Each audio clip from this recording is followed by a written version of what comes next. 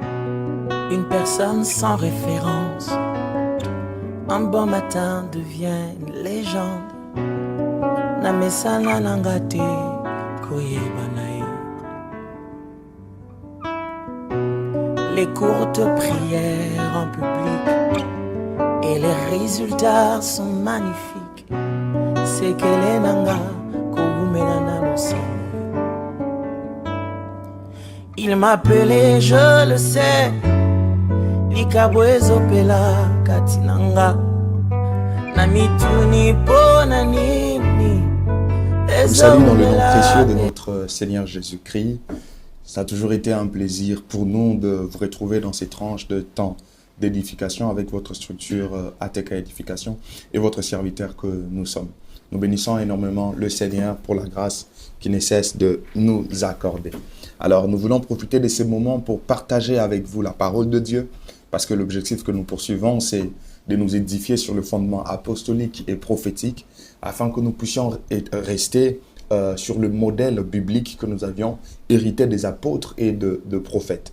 Alors, j'ai une nouvelle série d'enseignements que j'aimerais partager avec vous par la grâce de Dieu, bien sûr, parce que c'est lui qui est notre source d'inspiration. Alors, quel est le sujet que nous allons devoir aborder pendant ces quelques semaines? C'est le suivant: le chrétien et le deuil. Le chrétien et le deuil. Après avoir parlé de cette série d'enseignements où nous étions en train de parler des chrétiens, mais cette fois-là avec face au jet d'hasard et d'argent. Et maintenant, nous voulons parler du chrétien et le deuil. Quelqu'un se pose la question de savoir, mais qu'est-ce qu'ils veulent dire exactement? Oui, c'est vraiment ce que nous voulons dire et nous allons nous focaliser sur la parole de Dieu. Alors, nous pouvons avancer et aller maintenant plus loin. D'entrée des jeux, j'aimerais déjà vous dire que ces messages, cet enseignement, ces sujets provient en quelque sorte des événements vécus il y a quelques années antérieures. Nous avions eu cette aspiration de commencer à réfléchir en quelque sorte sur de tels sujets par rapport aux chrétiens et comment est-ce que le chrétien devrait faire les choses. Je me rappelle, il y a quelques années antérieures, j'avais perdu un frère, quelqu'un qui était vraiment cher pour moi. C'était des moments de tristesse, des moments de douleur, des moments de deuil. Et juste pendant ces deuils-là, je commençais à réfléchir et à me poser des questions. Mais en tant qu'enfant de Dieu, comment devrais-je en quelque sorte mener mon deuil ou comment devrais-je me comporter face à cette attitude? Et j'avais levé l'option de commencer à voir dans la parole de Dieu, partant du livre de Genèse jusqu'au livre d'Apocalypse, c'est-à-dire partant de l'ancienne alliance jusqu'à la nouvelle alliance, voir un peu en quelque sorte quelle pourrait être la meilleure attitude ou la meilleure façon de faire pour nous qui avons hérité au salut, nous qui avons cru en Jésus-Christ, qui est notre Seigneur et Sauveur. Je vous assure, depuis ces quelques années antérieures, quand j'ai levé cette option, je n'avais pas commencé à y travailler parce que je me disais que je devais mener une étude biblique dans ce sens. Et au fil des années, je n'avais pas vraiment perdu ces fardeaux. Et par la grâce de Dieu, nous avions voulu concrétiser au fait ces fardeaux qu'on a eus. Et en faisant cette étude biblique, nous avons trouvé maintenant utile de pouvoir partager cela avec les enfants de Dieu, avec le serviteur de Dieu que vous êtes, de manière à ce que cela nous édifie tous. Oui, c'est vrai, nous parlons du chrétien et le deuil. Mais qu'est-ce que nous sommes en train de poursuivre comme objectif? Pourquoi nous sommes en train de parler de ces messages? Nous voulons premièrement répondre à la question de savoir comment un chrétien peut-il mener un deuil? C'est-à-dire, lorsque le chrétien se retrouve dans un contexte où il est endeuillé, comment devrait-il faire les choses? Et nous voulons également répondre à la deuxième question de savoir s'il y a des pratiques à bannir ou à privilégier pendant et après le deuil. Rassurez-vous, nous n'allons pas vraiment approfondir les sujets sur la mort, mais nous allons plutôt approfondir les sujets sur le deuil, parce que tel que vous le savez, le deuil est une conséquence au fait de la mort. Nous n'allons pas vraiment trop nous attarder sur la mort, mais nous allons plus nous attarder sur le deuil. C'est comme ça que nous allons tenter ensemble avec vous de répondre à cette question, de savoir s'il y aurait des pratiques à privilégier et d'autres pratiques à bannir pendant le temps que nous considérons comme étant le moment de deuil. Il est vrai que lorsque nous disons deuil, chacun de nous a déjà une idée, une image de ce que ça veut dire. Mais cela ne nous empêcherait pas de rappeler la définition du deuil. D'ailleurs, lorsque vous regardez le concept, deuil vient du latin. En latin, on parle de dolus ou de dolor. Le concept, sur le plan étymologique, veut tout simplement dire douleur ou souffrance. Donc, en quelque sorte, lorsque nous parlons du deuil, on pourrait dire que le deuil désignerait la douleur que l'on ressent, en quelque sorte, d'avoir perdu un être cher, d'avoir perdu un être, d'avoir perdu un proche. Mais j'aimerais que nous puissions vraiment à ce stade voir les choses de manière beaucoup plus globale. Le deuil ne se limiterait pas seulement à la douleur que l'on ressent d'avoir perdu un proche, un être cher, mais aussi ça englobe ou ça prend en compte les différents événements, les différentes cérémonies, les différentes choses que nous faisons rattachées à cette perte. Donc, c'est-à-dire que lorsqu'on est en train de parler d'un deuil, nous voyons en quelque sorte la douleur que nous avions, la douleur que quelqu'un a du fait qu'il a perdu un proche, mais on y associe également l'ensemble des rites, l'ensemble des signes, l'ensemble d'événements, l'ensemble de choses au fait que l'on fait à cause de cette perte-là, à cause de ce départ, à cause du fait que quelqu'un nous a quittés. On a la douleur et toutes les autres choses que nous sommes en train de faire pendant ces moments, ça rentre dans ce que nous appelons deuil. Alors, si nous avions ensemble rappelé la définition de ce que nous considérons ou de ce que nous appelons deuil, je crois que pour mieux poser le base, il serait important pour moi et vous de pouvoir énoncer un certain nombre de vérités comme nous avons l'habitude de les dire. Je crois que ces vérités vont nous permettre de comprendre les choses de manière synthétique et graduelle, de manière progressive, afin que nous ne puissions pas avoir de difficultés. Alors, voici quelques vérités que je vais vous proposer tout au long de cette vidéo. La première des choses, en termes de vérités que j'aimerais énoncer en ces moments, c'est de nous dire ceci. La Bible parle de deuil. La Bible parle de deuil. Ce n'est pas un sujet anti-biblique ou un sujet non considéré par la Bible que nous sommes en train de vous apporter ici. Non, non. Nous sommes en train de vous apporter un sujet que la Bible mentionne à plusieurs reprises. Que ce soit dans l'Ancienne Alliance ou dans la Nouvelle Alliance, vous allez voir que dans certains passages, la Bible mentionne le deuil. Si la Bible mentionne le deuil, nous qui avons reçu cet appel de vous apporter la parole de Dieu, de vous apporter des enseignements basés sur la Bible, nous n'aurons pas non plus honte de pouvoir en parler. Je ne suis pas en train de dire à quelqu'un, non, les temps qui sont en train d'arriver, vous allez sûrement passer par un moment de deuil. Non, non, ce n'est pas ce que je suis venu vous dire.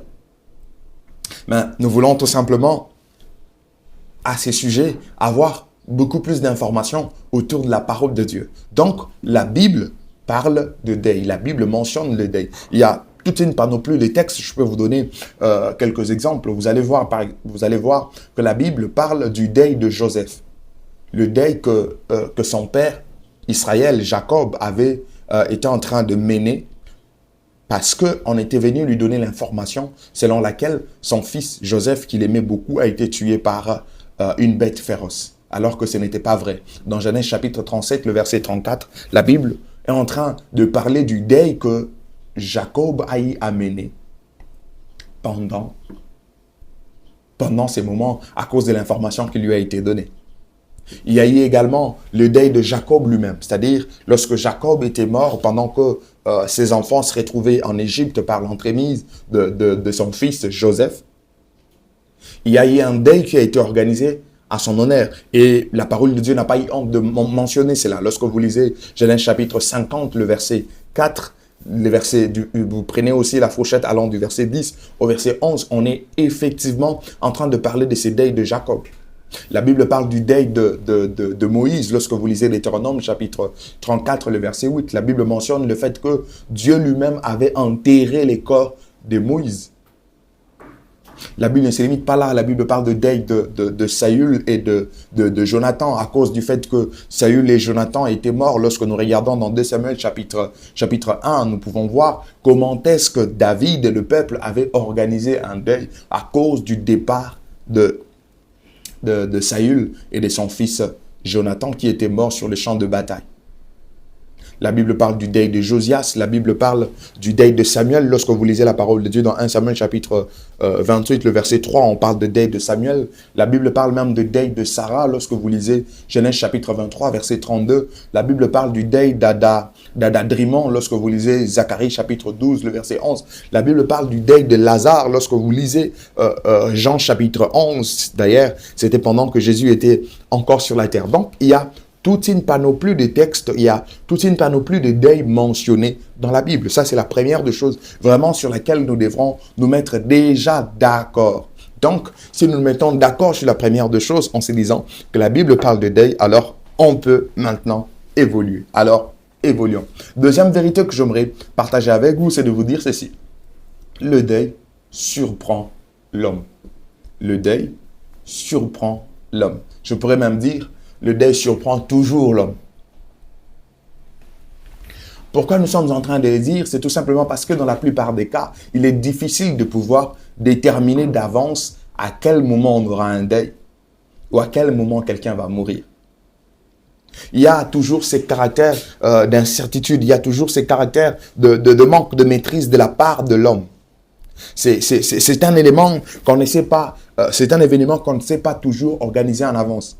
Il peut même arriver que quelqu'un soit gravement malade, mais on ne sait pas toujours qu'à quel moment il va mourir. Il arrive même que pour les autres, le médecin vous dit que pour ces genres de cas, on n'a plus de traitement à donner. Cette personne va effectivement mourir, peut-être d'ici 1 mois, peut-être d'ici 2 mois. C'est toujours vague, on ne sait pas, parce que ça peut se faire qu'après la période donnée par les médecins, la personne n'est pas toujours morte ou la personne peut mourir avant cette période. Donc, l'homme est toujours surpris par le deuil. Et c'est très difficile de le prévoir et de le prévoir avec exactitude. Troisième vérité que j'aimerais partager avec nous, c'est que le deuil est inévitable. Le deuil est inévitable. Le deuil est inévitable. Je ne suis pas en train de te dire que d'ici là, tu auras un deuil. Non, non, non, ce n'est pas du tout ce que je suis en train de te dire. Mais comme je l'ai dit, nous sommes tout simplement en train de partager des vérités sur la parole de Dieu, question de bâtir notre homme intérieur, de manière à ce que devant n'importe quelle circonstance, devant n'importe quelle situation, que nous sachions tenir et que nous sachions comment faire les choses. Le deuil est inévitable. Lorsque vous lisez la parole de Dieu dans le livre d'Ecclésiaste, chapitre 3, du premier verset jusqu'au 4e, écoutez ce que le sage dit. Il y a un temps pour tout. Il y a un temps pour toute chose sous les cieux, c'est-à-dire que rien n'est exclu. Pendant que nous sommes sous les cieux, il y a un temps pour toute chose. Il dit un temps pour naître, un temps pour mourir. Or, nous le savons que pour qu'il y ait deuil, il faudrait que quelqu'un puisse mourir. Et la Bible est en train de nous faire voir qu'il y a un temps pour mourir, un temps pour planter et un temps pour arracher ce qui a été planté, un temps pour tuer et un temps pour guérir, un temps pour abattre et un temps pour bâtir, un temps pour pleurer et un temps pour rire, un temps pour se lamenter, un temps pour danser. Donc, vous allez voir que il y a un temps pour toutes choses sur la terre. Et étant sur cette terre des hommes, il y a des choses qui sont inévitables. Il y a des choses auxquelles on ne peut s'en passer. Que nous puissions aimer la chose ou pas, c'est inévitable. Ce qui veut dire qu'à un certain moment de la vie, nous ferons toujours face à ces genres de circonstances. À un certain moment de la vie, nous ferons toujours face à ces genres de situations. Nous ferons toujours face à ces genres d'événements. Que ce soit parce qu'on le veut ou qu'on ne le veuille pas, on y fera face. Quatrième vérité que j'aimerais partager avec vous, tout simplement pour renchérir la troisième vérité, j'aimerais vous dire ceci. La vie chrétienne n'exempte pas des deuils sur la terre. La vie chrétienne n'exempte pas des deuils sur la terre. La vie chrétienne ne vous exempte pas des deuils sur la terre. Nous avons dit que c'était inévitable. Ici, dans cette quatrième vérité, je suis juste en train d'éclaircir, lorsque nous disons que c'est inévitable, ce n'est pas seulement pour le païen, ce n'est pas seulement pour ceux qui ne connaissent pas Dieu, non, même pour les chrétiens. C'est comme ça que je pose cette emphase pour nous dire que la vie chrétienne ne nous exempte pas de deuil. Vous savez, aussi longtemps que nous sommes sur la terre, les gens vont continuer à mourir. Nous venons de lire avec vous le passage d'Ecclésiaste dans lequel le sage est en train de dire qu'il y a un temps pour mourir. Donc, Dieu a fait en sorte que les choses soient ainsi. Et lorsque vous regardez le livre d'Hébreux, le chapitre 27 jusqu'au verset 28, la Bible est en train d'affirmer ou de confirmer cette vérité selon laquelle il est réservé aux hommes de mourir une seule fois et après quoi viendra le jugement. Donc, Dieu a prévu qu'à un certain moment que l'homme puisse mourir. Je ne parle pas des exceptions de personnes qui se retrouveront vivants, de croyants qui seront vivants lorsque Christ reviendra pour l'enlèvement. Ça, c'est un cas exceptionnel. Mais de manière générale, il est réservé aux hommes de mourir une fois et après quoi viendra le jugement. Et c'est comme ça que même étant dans la vie chrétienne, nous ne sommes pas exemptés des deuils parce que Dieu a établi ses principes. En lisant la parole de Dieu, vous allez vous mettre d'accord avec moi que ce n'est que dans la nouvelle alliance que nous serons exemptés de deuil. Parce que lorsque vous lisez Apocalypse chapitre 21, le verset 4, la Bible déclare que Dieu essuiera toutes larmes de leurs yeux, il essuiera les larmes de son peuple qui sera avec lui dans la nouvelle Jérusalem. Et la Bible déclare, et la mort ne sera plus, et il n'y aura plus ni deuil, ni cri, ni douleur, car les premières choses ont disparu. Donc, ce n'est que dans la Nouvelle Jérusalem qu'on ne parlera plus de deuil.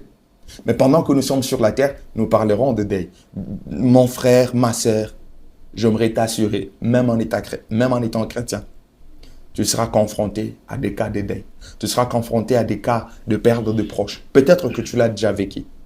Ou peut-être que tu l'entends seulement de loin. Mais sache-le que ça arrivera. C'est inévitable. Cinquième vérité que j'aimerais partager avec nous, toujours dans le cadre de pouvoir poser des bases sur notre série d'enseignement. Cette cinquième vérité que nous sommes en train d'évoquer avec vous et celui-ci, il est vrai que ce sont des choses que nous connaissons. Mais la répétition, on dit souvent que c'est la mère de la science. Le deuil est un sujet de tristesse pour l'homme. Le deuil est un sujet de tristesse pour l'homme. Lisez avec moi Genèse chapitre 37, le verset 32 à 35. La Bible dit ceci. Ils envoyèrent à leur père la tunique de plusieurs couleurs en lui faisant dire « Voici ce que nous avons trouvé. Reconnais si c'est la tunique de ton fils ou non. » Jacob l'a reconnu et dit, c'est la tunique de mon fils. Une bête féroce l'a dévoré. Joseph a été mis en pièces. Et il déchira ses vêtements. Il mit un sac sur ses reins et il porta longtemps les deuils de son fils. Tous ses fils et toutes ses filles vinrent pour le consoler, mais il ne voulut recevoir aucune consolation. Il disait, c'est en pleurant que je descendrai vers mon fils au séjour de mort. Et il plairait son fils. Oh! Quel moment de tristesse pour Jacob. Quoique son fils n'était pas mort, mais l'information mise à sa disposition était que son fils était mort. Et il a commencé à pleurer, il a commencé à mener ce deuil, il a commencé à avoir de l'amertume, à avoir de la tristesse dans son cœur. À telle enseigne qu'on est en train de venir lui apporter des consolations par ses fils qui venaient pour le consoler. Il ne voulait recevoir aucune consolation. Et il a dit, c'est par ces deuils, c'est en pleurant que je descendrai du séjour de mort pour retrouver mon fils. C'est de là que je vais le rejoindre. Oh, quel moment de tristesse, quel moment de douleur. C'est ça le deuil, un sujet de tristesse pour l'homme. Cette tristesse est généralement liée de la séparation qui s'établit entre nous et le proche ou la personne qu'on aimait qui est partie. Que cette personne soit chrétienne ou pas. Il est vrai qu'il y a des implications pour la mort des chrétiens. Il y a des choses qui suivent les chrétiens après leur mort. Mais lorsque nous sommes dans cette position de personnes étant sur la terre, même si le proche qui vient de mourir était un chrétien et qu'il est allé se reposer auprès de Dieu. Mais étant donné que pendant un temps sur cette terre des hommes, nous ne l'aurons plus avec nous, il va nous manquer. Et c'est ce qui crée cette douleur, c'est ce qui crée toutes ces frustrations liées au deuil.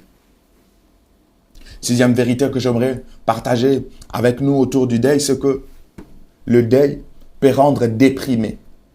Je suis tout simplement en train de nous dire que à cause du deuil, quelqu'un peut subir une dépression. Quelqu'un peut connaître une dépression mentale. C'est-à-dire que la tristesse a tellement envahi son âme, à telle enseigne que ça a affecté son psyché, ça a affecté son homme intérieur et ça commence à avoir de répercussions. Et en voyant ces répercussions, vous vous posez des questions, vous vous dites, qu'est-ce qui lui est effectivement arrivé? C'est juste que la tristesse a tellement rempli son être, la tristesse a tellement rempli son cœur que cela l'affecte jusqu'à ces points. Septième vérité, c'est que le deuil cause et laisse de blessures intérieures. Le deuil cause et laisse de blessures extérieures. Intérieures, pardon. Parce qu'il est question de l'intérieur de l'homme. Bien-aimés, j'aimerais vous le dire certainement, vous le savez déjà. Il y a des personnes qui sont mortes, non pas parce que ils ont attrapé des infections ou une maladie X ou Y, mais tout simplement parce que ils ont tellement été affectés par la mort d'un proche qui était parti de façon inopinée. N'avez-vous jamais entendu parler de témoignages, des cas d'un homme qui perd sa femme? Une année peut-être après, quelques mois après, l'homme aussi connaît la mort. Le moment de deuil, c'est pas toujours facile parce que il y a de blessures qui sont causées à l'intérieur de l'homme. La plupart de personnes que vous voyez, la plupart de personnes qui sont avec vous, en train de vivre, en train de faire des choses, mais lorsque vous consultez leur homme intérieur, vous trouverez qu'il y a de blessures, vous trouverez qu'il y a de plaies. Et ces plaies-là sont issues des départs de personnes qu'ils aimaient tellement, des êtres qui leur étaient chers, de personnes qui avaient encore pour eux un rôle particulier ou un rôle important à jouer dans leur vie. Et à cause de ces départs, il y a même des blessures qui sont créées. Et il n'y a que Dieu par les temps qui peut apporter de la guérison à ces blessures intérieures. Il n'y a que Dieu par les temps qui peut mettre fin à ces blessures ou qui peut atténuer ces blessures ou qui peut nous rendre capables de pouvoir continuer la vie malgré que nous avions été blessés, malgré que nous avions été affectés. Il n'y a que Dieu qui peut redonner la force de pouvoir continuer et de voir que c'est normal, de voir que c'est possible de perdre des personnes qui nous étaient chères et par la suite continuer la route, continuer le chemin. Avant de me séparer avec vous pour cette vidéo, j'aimerais vous annoncer la 8e vérité qui est importante. Même pendant le deuil, Dieu ne laisse jamais ses enfants. Même pendant le deuil, Dieu ne laisse jamais ses enfants. Vous qui êtes en train de me suivre, j'aimerais que vous puissiez vous rassurer de cela. Il est vrai que c'est inévitable. Il est vrai que même pour le chrétien, ça va arriver. Mais une chose est sûre, pendant le moment de deuil, Dieu ne laisse jamais ses enfants. Écoutez ce qu'il dit à Josué. Lorsque vous lisez Josué chapitre 1, verset 5, la Bible déclare que nul ne tiendra devant toi tant que tu vivras. C'est Dieu qui parle. Il parle à Josué en lui disant que nul ne tiendra devant toi tant que tu vivras. Je serai avec toi, comme j'ai été avec Moïse. Et il ajoute, il dit, je ne te délaisserai point et je ne t'abandonnerai point. C'est-à-dire que Dieu n'est pas en train de laisser la place à une possibilité de pouvoir abandonner son serviteur. Et encore moins pendant le deuil, parce qu'il a dit, je serai avec toi tant que tu vivras. Et la même parole est revenue lorsque vous lisez Hébreux chapitre 13, le verset 5. La Bible, après avoir dit, ne vous livrez pas à l'amour de l'argent, contentez-vous de ce que vous avez, car Dieu lui-même a dit. Écoutez ce que Dieu a dit lui-même. Il a dit, je ne te délaisserai point et je ne t'abandonnerai point. Ça veut dire que peu importe les temps et les circonstances, ça peut être dur, ça peut être difficile, ça peut être compliqué, mais Dieu ne t'abandonnera point. Même si tu es en train de passer par un temps de deuil, même si ça t'arrivera de passer par un temps de deuil, tu dois te rassurer que Dieu ne te laissera jamais. Dieu ne t'abandonnera pas. J'aime notre Seigneur. Lorsque vous lisez Matthieu chapitre 20, Matthieu 28, à partir dans le verset 20, lorsqu'il donne la grande mission aux disciples, aux apôtres, en disant, allez partout dans le monde, faites de toutes les nations les disciples en le baptisant au nom du Père, du Fils et du Saint-Esprit. Par la suite, il dit, enseignez-les à observer tout ce que je vous ai prescrit. Et il renchérit en disant, et voici, je suis avec vous tout le jour, jusqu'à la fin du monde. J'aimerais t'assurer que Dieu est avec toi. Dieu est avec toi. Dieu est avec toi. Dieu est avec toi. Je ne sais pas par quel moment, par quel temps que tu es en train de passer. Ça peut être un temps de joie, ça peut être un temps de deuil, mais je suis venu te rassurer que Dieu est avec toi. Dieu ne laisse jamais ses enfants. La Bible déclare, même lorsque les hommes deviennent infidèles sans cause, Dieu reste fidèle. Ce n'est pas parce que tu as perdu un proche, ce n'est pas parce que tu pleures que Dieu t'a délaissé. Rassure-toi, il est là, il est avec toi. Que Dieu te bénisse. Prochainement, nous allons continuer cette série d'enseignements en énonçant davantage d'autres vérités sur le chrétien et le deuil avant de pouvoir décoller et aller plus loin. Que Dieu vous bénisse, on se retrouve très prochainement. Merci.